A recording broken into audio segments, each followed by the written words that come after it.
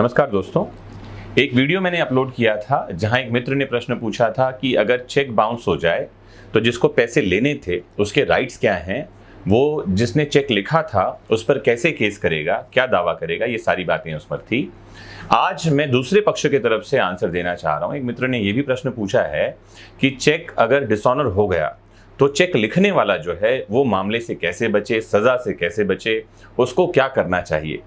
तो सबसे पहली बात तो यह है कि आरबीआई के नए गाइडलाइंस के हिसाब से और सुप्रीम कोर्ट के लेटेस्ट जजमेंट के हिसाब से चेक लिखने के पहले 10 बार आपको सोचना चाहिए। वही चेक लिखें जहां आपकी मंशा है कि ये क्लियर हो और सामने वाले को पैसे मिल जाएं। अगर बैंक अकाउंट में पैसे नहीं हैं या आप पैसे देने की मंशा नहीं रखते हैं तो चेक लिखने से बचें। कई बार ऐसा लोग करते हैं कि ऐसे अकाउंट का चेक दे देते हैं जिसमें पैसे ही ना हो, और बाद में चेक डिसऑनर होने के बाद जिसका चेक डिसऑनर हो गया है, जो पैसे जिसको लेने थे, वो भटकता फिरता है और नाराज होकर के फिर वो केस कर देता है। तो आपको बता दूं, चेक अगर लिखा गया है तो जो पाने वाला है उसके अधिकार सुरक्षित हैं, कानून पूरा का पूरा उसके पक्ष में है। लेकिन फिर भी मैं आपको बताऊं, हम ऐसे मामलों के बारे में बात कर रहे हैं जहां पर में चेक आपका गुम गया हो, या चेकबुक किसी ने चुरा लिया हो, या फिर आपने एक निश्चित रकम का अमाउंट दे रखा था और सामने वाले ने रकम ज्यादा भर लिया हो, या आपने डेट नहीं लिखा था और अगले ने डेट लिख दिया हो। ऐसी वाली कंडीशन में आपके बचाव के बारे में मैं बात करता हूं। तो सबसे पहली बात तो आप ये समझें कि जब कभी आप चेक लिखें तो चेक पूरा भर कर दें, उसमें डेट, रकम की जगह ये खाली न छोड़ें। कई बार ऐसा होता है बिजनेस ट्रांजैक्शन में लोग उसको खाली छोड़ देते हैं, कहते हैं आप मुझसे पूछ करके डेट भर लेना। ऐसे वाले काम ना करें। चेक जब भी साइन करें तो चेक पूरा भर करके दें, उसमें वही डेट लिखें जब वो चेक क्लियर होगा। सबसे पहली बात तो ये। दूसरी बात, अगर चेकबुक गुम गया है या चेकबुक जो है किसी ने चुरा लिया है और वो साइन किया हुआ था, ध्यान से समझिए। पहली बात तो चेक आप साइन करके रखिए ही मत। अगर फिर भी आपने साइन करके रख रखा है या किसी अकाउंटेंट को दे रखा है, अपने किसी जूनियर को दे रखा है, किसी क्लर्क को दे रखा है और वो गुम गया या चोरी हो गया, तो तत्काल इसकी एफआईआर या शिकायत पुलिस के पास कर दें कि इस नंबर से इस नंबर तक का चेकबुक गुम गया है। फिर भी अगर चेक डिसऑनर हो जाए तो आप कोर्ट में जाकर एक बात रख सकते हैं कि बदले में आपको कुछ प्रतिफल नहीं मिला। समझिएगा, लैक ऑफ कंसीडरेशन, जो कोर्ट में आप बार बार बात साबित कर सकते हैं, वो है लैक ऑफ कंसीडरेशन। कंसीडरेशन का मतलब होता है चेक आपने सामने वाले को दिया लेकिन बदले में उसने कुछ आपको नहीं दिया था।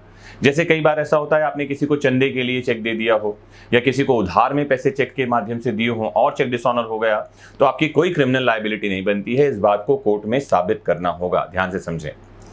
दूसरी बात, अगर आपने चेक किसी को दिया था, कई बार ऐसा भी हो जाता है कि आपने चेक दिया, जिस दिन आपने चेक दिया उस दिन अकाउंट में पैसे हैं, जो डेट चेक पर डली है उस दिन भी अकाउंट में पैसे हैं, लेकिन वो पैसे निकालने के लिए बैंक में गया ही नहीं। कई बार ऐसा भी होता है क्योंकि चेक की वैलिडिटी 3 माह की होती है। मतलब अगर आपने किसी को 1 जनवरी 2021 का चेक दिया है तो भैया वो जनवरी भर में कभी भी जा सकता है, फरवरी भर में कभी जा सकता है, मार्च में चला जाए पैसे लेने के लिए। 1 जनवरी का डेट था चेक पर, 1 जनवरी को पैसे रखे थे, वो गया 15 फरवरी को। जिस दिन बैंक में गया, हो सकता है उसके एक दिन पहले आपके लाइफ में कोई इमरजेंसी हो और आपने क्या किया, पैसे निकाल लिए, विड्रॉ कर लिए। अब जब चेक लगाया गया, चेक डिसऑनर हो गया। आपको जानकारी नहीं थी कि ये फरवरी के महीने में आ जाएगा, आपने 1 जनवरी का डेट दे रखा था, अब चेक डिसऑनर हो गया। अब आपको क्या करना चाहिए, ध्यान रखिए, जब तक आपको नोटिस नहीं मिलेगा तब तक आपकी कोई लायबिलिटी नहीं बनती। चेक डिसऑनर होगा, इस डिसऑनर के, अनादरण के या आम बोलचाल में चेक बाउंस का नोटिस आपको दिया जाएगा। वो जो होल्डर है, जिसको पैसा लेना था, धारक है चेक का, वो आपको एक नोटिस देगा।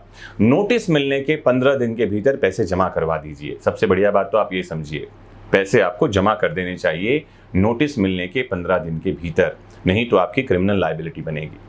मान लीजिए मामला कोर्ट में पहुंच गया है, अभी ये स्टेज है आपके लाइफ में, तो आपको जानकारी दे दूं, किसी भी स्तर पर, मतलब आपका मामला मजिस्ट्रेट के कोर्ट में है, आपका मामला सेशन कोर्ट में है, आपका मामला हाई कोर्ट में है, या आपका मामला सुप्रीम कोर्ट में है, किसी भी स्तर पर आप केस को कंपाउंड कर सकते हैं। कंपाउंड करना मतलब होता है मामला खत्म करना। मामला कभी भी खत्म करवाया जा सकता है कोर्ट में, कंपाउंड हो सकता है, जिसके लिए कोर्ट में कॉस्ट जमा करनी पड़ती है। अगर मजिस्ट्रेट के कोर्ट में मामला है तो चेक की रकम का 10%, अगर हाई कोर्ट या सेशन कोर्ट में मामला है तो चेक की रकम का 15%, और अगर सुप्रीम कोर्ट में मामला है तो चेक की रकम का 20%। ये कॉस्ट जमा करना होता है और इसके बाद मामला कोर्ट से खत्म हो जाएगा, क्रिमिनल लायबिलिटी खत्म हो जाएगी।